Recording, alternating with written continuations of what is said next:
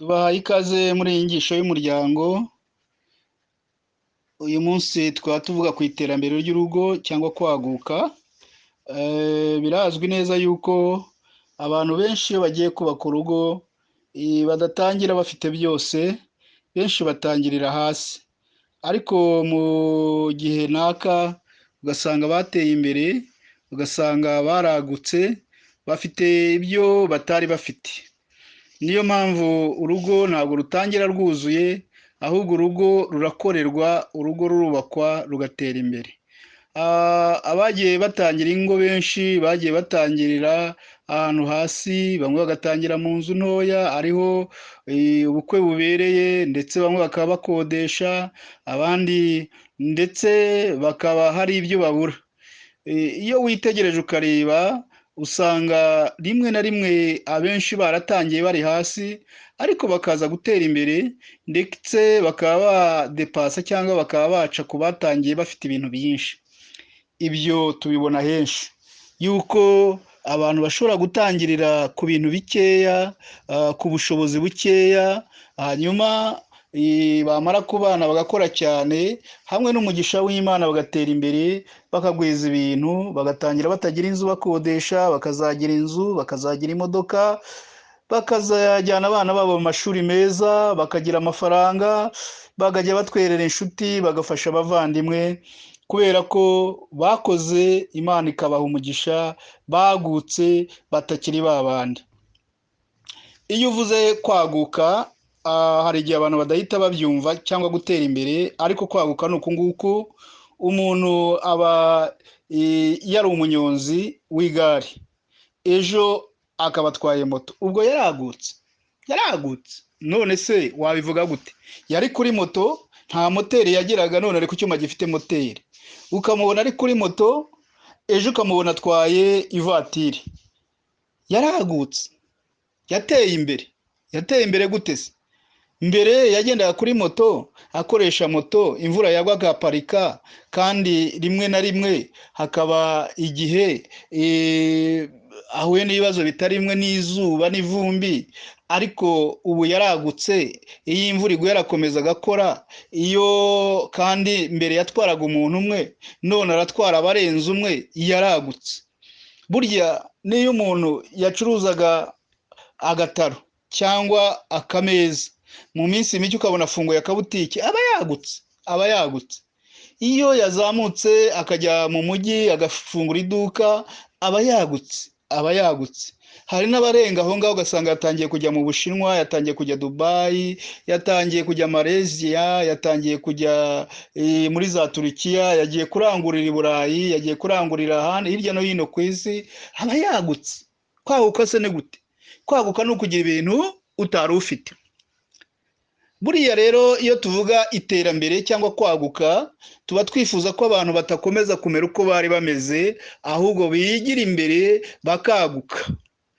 Kandi uko kwaguka, twongere tuvuge ngo ntabwo bisaba ko uhera ku bintu byinshi, ahubwo uhera kuri bitoya, ugakora cyane, ukazigama. Twize kuzigama, ukabikiranuka, ugatanga 1/10 n'amaturo, ukamenya gukora ibyangombwa ntusesagure, ukamenya gukorera ku ngengo y'imari, uvuga uti ndifuza kuzagera kuri ibi. Hanyuma mu gihe gitoya, iyo Imana ishyize mu kiganza cyayo, Imana ikaguha umugisha, utangira kugenda byaguka, ukava ku 5,000 ukajya ku 10, ejo ukajya kuri 50, ejo ukajya kuri 200, ejo ukajya kuri 300, ejo ukajya kuri miliyoni, ejo bundi ukaba ugeze mu 5, ukava muri miliyoni 5 ugatangira kubona miliyoni 10, zikaba 20, ukaba waguze imodoka, ukaba waguze inzu cyangwa wubatse inzu, ugakomeza ugatera imbere. Hari n'abakomeza bakagera muri miliyoni 100, kumva ngo bagize muri miliyari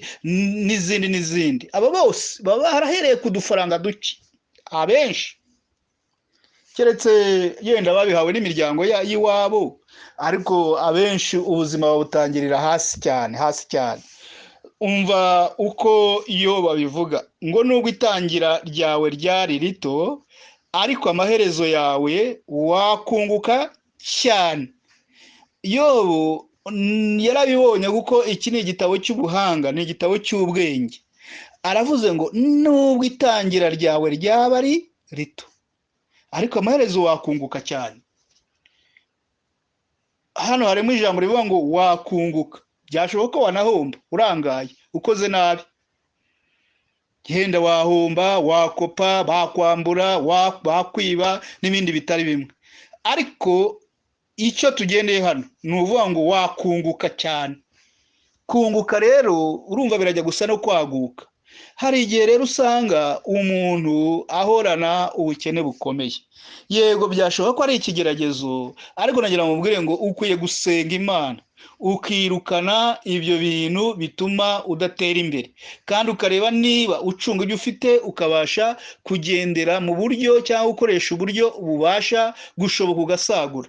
Nta kuntu utasagura wabishyizeho umutima, ni ukuvuga ngo ukoresha uburyo bungana cyangwa ukoresha ibintu bikenewe bingana n'ubushobozi bwawe, ukagerageza ugashaka ukuntu wasagura. Ariko batubwiye kuzigama, noneho bya bindi wizigama ikagenda byiyongera, noneho kwa kundi wifunga, mu mvugo yo muri karitsiye tubyita kwifunga, kugira ibyo wibuza, kugira ibyo ureka, ukaba wanywa amazi, ukaba wabaho mu buzima buciriritse, ariko wibabaza ubika. Ndayangure ngo hari igihe utazifunga, ahubwo uzajya ufata icyo ushatse, kuko bizaba byaragwiriye, ibyinjira bizaba biruta ibisohoka. Ariko mu gihe ugifite ibyinjira bikeya, biragusaba ko ibyo byinjira ubikoresha neza, ukagira utwo uzigama kugira ngo ubikire ejo kandi ushake gutera imbere. Ahari rero nubwo itangira ryaba rito, nubwo watangiye ntacyo ufite, nubwo mutangira mukora ubukwe mwahereye ku bintu bikeya, ariko nagira ngo mumbwire ngo hari umugisha w'Imana, hari umugisha w'Imana, ariko hari icyo bisaba. Ikintu gikomeye mu rugo abantu bose basabwa ntabwo ari ugutangira ku bintu byinshi, ahubwo ni ukugira ibitekerezo byagutse, abantu bakaganira bagahuza, bagashaka rero uko batera imbere bakaguka. Nta gutera imbere rero byizana, ahubwo umugabo n'umugore barahaguruka bagashaka uko babigeraho. Umukongomani umwe baramubajije bati wabonye amafaranga ute? Aravuga ati niributarase. Ni ukuvuga ngo ubuzima yarabushushanije, arabutarasa, arangije abasha kubona imibereho. Muri iyi si rero bisaba yuko abantu batarasa ubuzima, ugahora ushushanya uvuga ngo ejo nzakora ibi, nzashakisha, utarobanura akazi. Ushobora kuba uri gukora ubuyede, ejo ukaba umufundi ukabyigira no mu buyede, ejo ukaba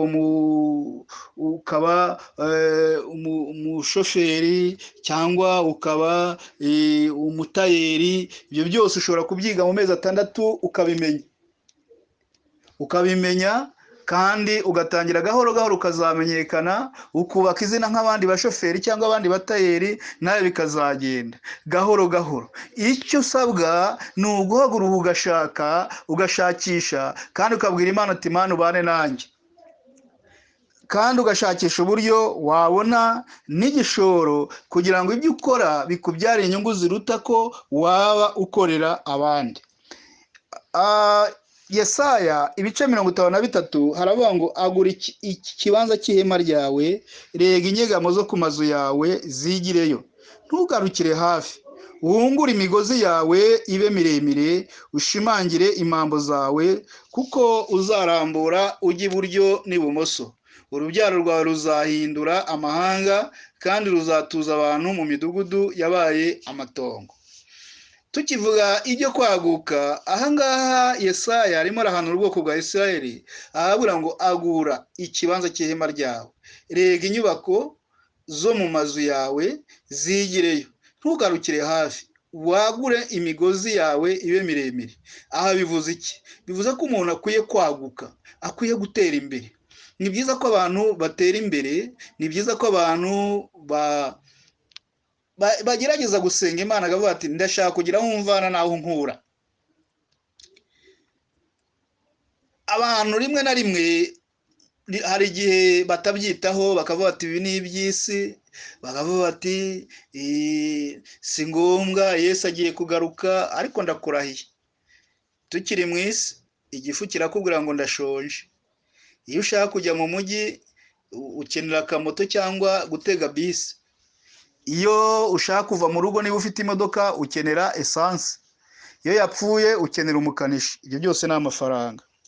Hari imitekerereze ipfuye ituma abantu badatera imbere. Abantu bakareba umuntu wateye imbere bakavuga bati ariya mafaranga buriya yayakuye kuzimu. Abandi bakavuga bati biriya ni ibya shitani byaramugushije. Ariko nanone wakwitegereza wareba ukabona abantu bakeneye ya mafaranga ye bavuze ko yavanye kuzimu. Bajya gukora ubukwe bakamushyira invitation akabatwerera. Kuki se ayabaha mukayemera kandi mwagera hirya mukavuga ngo yayavanye kuzimu? Noneho mwemera amafaranga y'ikuzimu. Ndabatangariza ko rero ikuzimu hariho abantu bose bashirirayo kuko abantu bakunda amafaranga, kandi abantu benshi baba bakize nta wasigara atagiyeyo. Ariko nagira mbabwire ngo amafaranga azanwa no gukora cyane, ukagura imbago zawe. Niba wari ufite ikibanza ukacyubaka ukaje ukagura ikindi, kandi nagira mbabwire ngo tukwiye guhamya ibirenge ku isi kuko nituba tuzi umunsi tuzava mu isi. Kuko abava mu isi benshi baratungurwa. Abo dutekereza bagomba kugenda sibo bagenda, ahubwo abandi tubona bakomeye n'abandi nibo bagenda. Rero kuba mu isi ufite ibibazo ushobora no kubira ijuru. Burya iyo burara umwana akakuririra mu maso, imitekerereze yawe irahinduka. Burya iyo kwifuza inyama, kwifuza umwenda mwiza, kwifuza kugira inzu nziza nk'abandi, kandi Bibiliya ibuzanya kwifuza, ntabwo ari byiza. Ahubwo hari icyo Bibiliya twemerera, ni ukugira icyo bita competition, ni nk'ishyaka, irushanwa. Kavuga uti nanjye ndashaka gutera imbere, nanjye ndashaka gutera imbere, ukabikorera ukabiharanira mu gihe ukiri mu isi, ukifubika ukambara ibikumara imbeho. Muzabisome mu Migani ibice 31 aho bavuga wa mugore w'umutima, umugore utangaje wambika abantu be ibintu bishyushye mu gihe cy'imbeho, ubyuka kare utabyuka saa 12 ahubwo ubyuka kare butaracya, agatunganya byose, ngo kandi akaba atarya ibyo kurya by'ubute by'ubunebwe, ngo kandi umugabo agahagarara mu mudugudu akavuga ngo abagore bose bagenza neza ariko wowe urabarusha. Uyu ni umugore witeje imbere, ni umugore wacuruje, ni umugore wahinze akeza, ni umugore washakishije uburyo urugo rwe rutera imbere. Kandi uyu nguyu rwose ngo ntabwo azagira ipfunwe igihe cy'inzara, igihe amapfa yateye, kuko azi no kuzigama, azi no guhunika.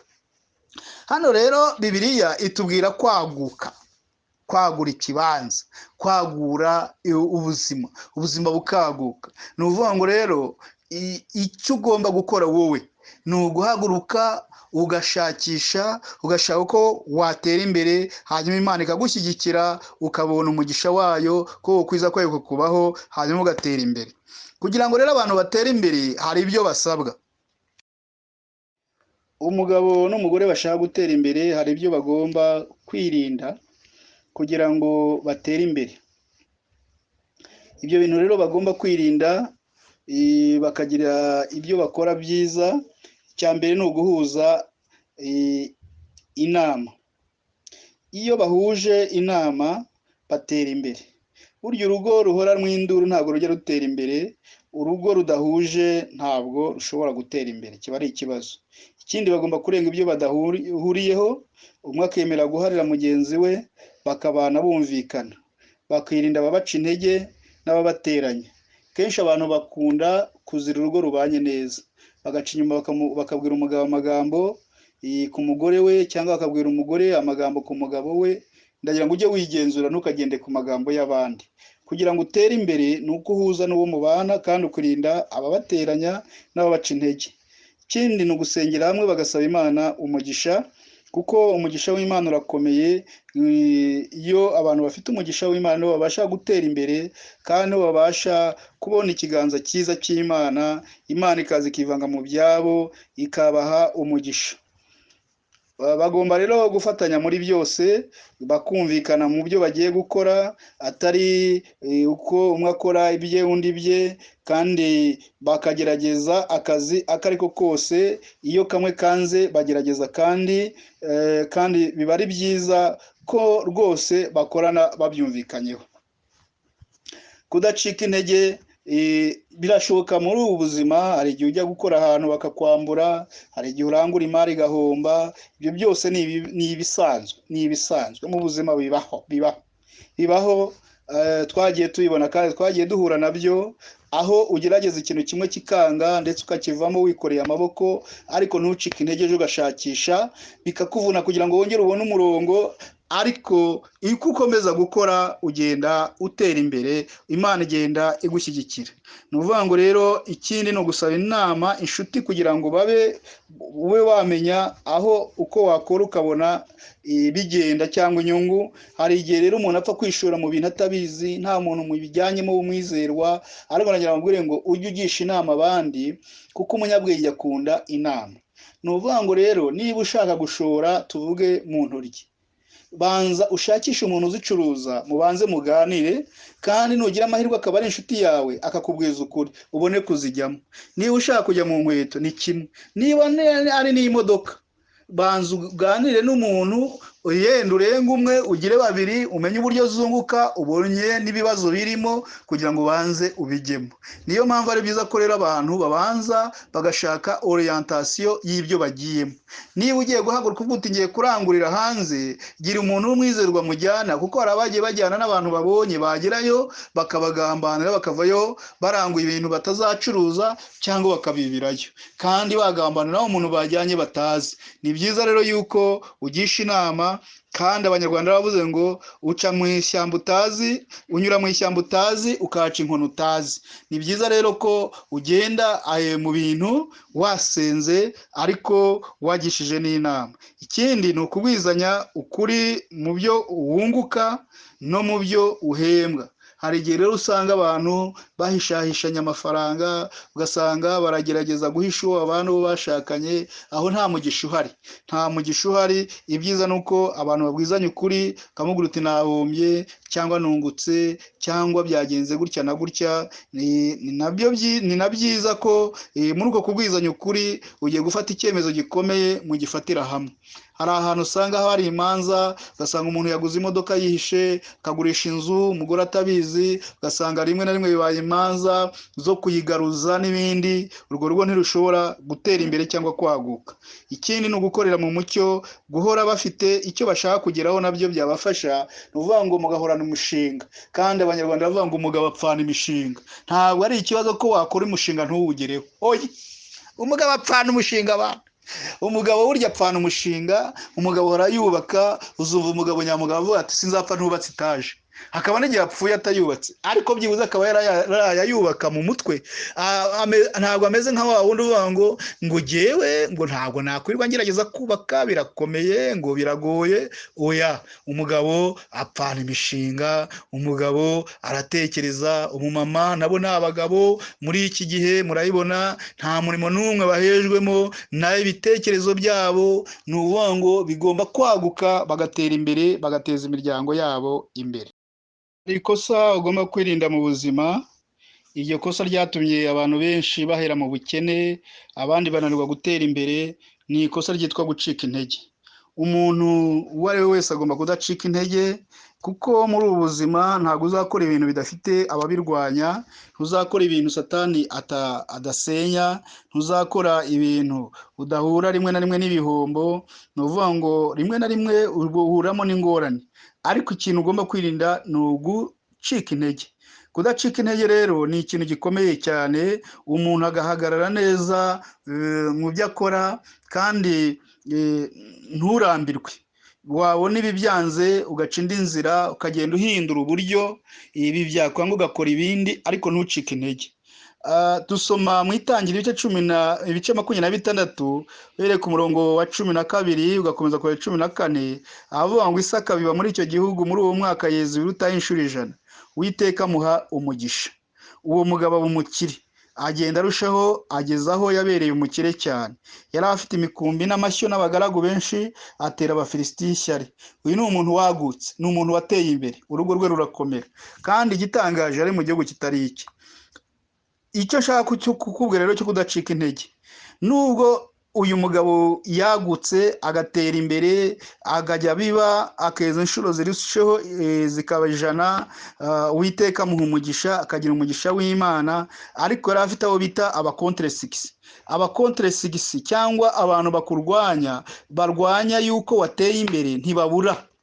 Aribo abandi baba bati yabikuye kuzimu, cyangwa nibi n'ahandi hantu yabikuye, cyangwa yaribye ibintu nk'ibyo byose. Abandi bagashakisha uburyo batuma bitagenda, abandi bakaba batezamo n'ibihombo. Ariko uyu mugabo nusoma hepfo muri ibice 26 uzasanga arafukuraga amariba Abafilisitiya bakayasiba, ariko ntacike intege, akongera agasibura, agahora asibura, agahora asibura, agahora asibura, kugeza igihe ngo abone iriba riradudubiza aryita Rehobote. Aravuga ngo Imana idutuje ahagutse. Bivuze gute rero? Bivuze yuko ntiyigeze acibwa intege n'aba contre 6, ntiyigeze acibwa intege n'amagambo, ntiyigeze acibwa intege n'abamutegaga imitego, ntiyigeze acika intege n'ibihombo. Ikintu cyose yakomeza gukora agerageza nubwo abiba mu gihugu kitari icye.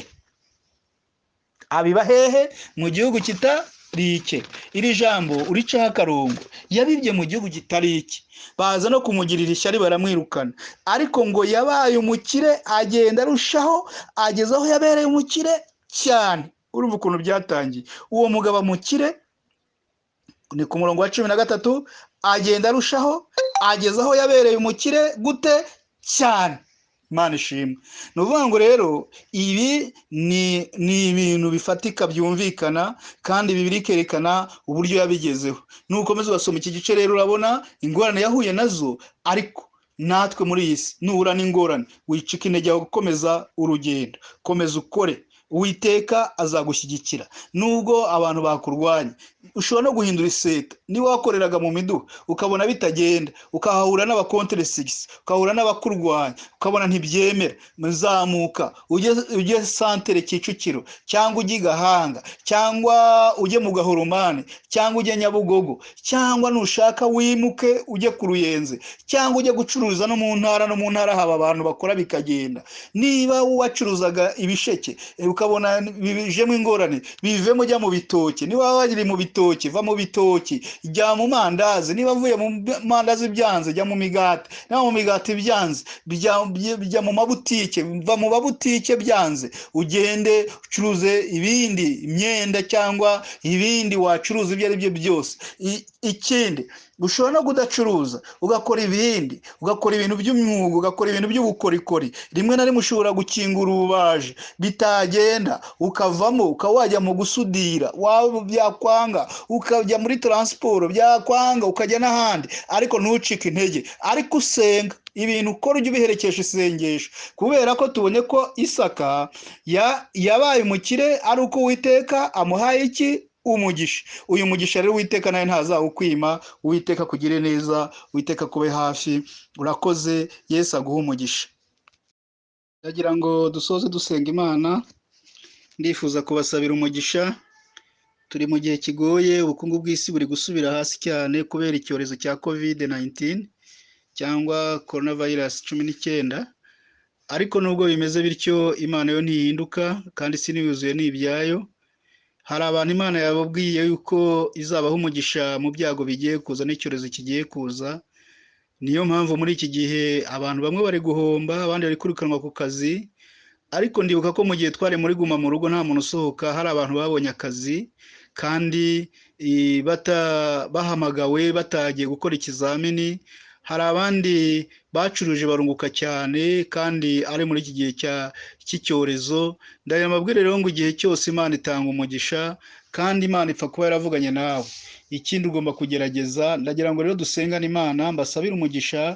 ubu kandi Imana itanga umugisha, mufate icyemezo mujye kugerageza ibyo mukora, uwo ari we wese, baba abasore n'inkumi barimo kuri uru rubuga, baba abamama n'abapapa, umuntu wese wumva yagerageza kugira ibyo akora, Imana imuha umugisha, kandi n'akazi ukora ka buri munsi ugasabireho Imana umugisha, ariko utekereze n'ikindi cyakwagura, kuko akazi burya konyine hari igihe kadakemura ibintu byose, ariko iyo ugize agaporoje ku ruhande, ukagira umushinga ku ruhande, biragufasha, hanyuma bikakunganira, kandi urugo rukorerwa na babiri. Nawe mu mama gerageza ushakishe abamama b'inshuti yawe bajye bakora, babaze icyo wakora, hanyuma usenga Imana iguhe igishoro utangire.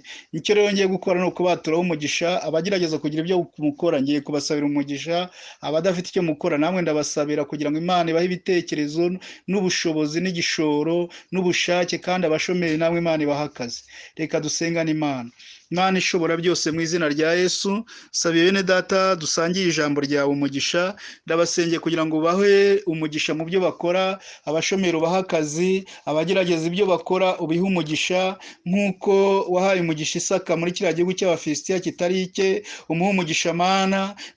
Natwe nubwo hano mu isi atari iwacu, iwacu ari mu ijuru, ariko tukiri hano mu isi, ijambo ryari ryaratubwiye ngo umurwa bazabajyanamo muzawusabire umugisha, kuko umugisha wawo, amahoro yawo ariyo mahoro yanyu. Nuko rero turasenze kugira ngo Mana duhere umugisha muri iyi si, mu izina rya Yesu. Mu gihe tuyirimo, abana bakeneye kwiga, dukeneye kwambara, dukeneye kurya, dukeneye transport, dukeneye kuryama, dukeneye kwivuza, dukeneye ibyangombwa byose. Ibyo byose bikorwa n'ubushobozi cyane cyane bw'amafaranga. Aba bantu rero ibiganza byabo bishyiremo ubushobozi, nubwo ari igihe giteye ubwoba, ari igihe kiruhije, ariko ijambo ryaravuga ngo uko wari urejo n'uyu munsi niko uzahora iteka ryose, ubwo udahinduka Yesu Kristo. Turasabye kugira ngo rero utange umugisha ku bantu bumvishije inyigisho, kandi ubarebe neza, ubishimire. Amahoro yawe amanuke mu mitima yabo, kandi ibitekerezo byabo ubishyiremo kwaguka no gutera imbere,